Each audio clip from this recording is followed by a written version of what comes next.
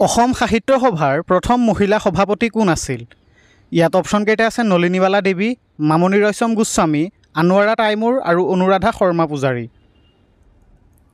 ইয়াৰ শুদ্ধ উত্তৰটো হ'ব অপশ্যন এ নলিনীবালা দেৱী।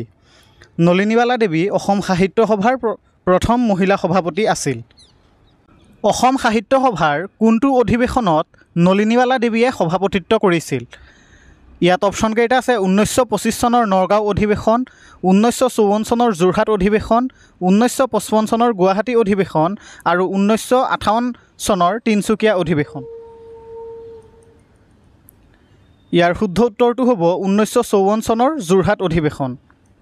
1954 চনত অনুষ্ঠিত হোৱা যোৰহাট অধিৱেশনত নলিনীবালা দেৱীয়ে অসম সাহিত্য সভাৰ সভাপতিত্ব কৰিছিল।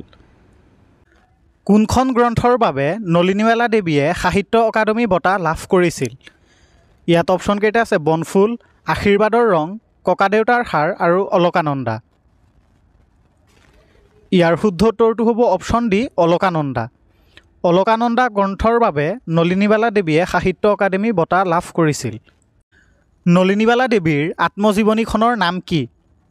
ইয়াত অপশ্যন কেইটা আছে আত্মজীৱন চৰিত, আধা লিখা দস্তাবেজ, এৰি অহা দিনবোৰ আৰু মোৰ জীৱন দৰ্পণ।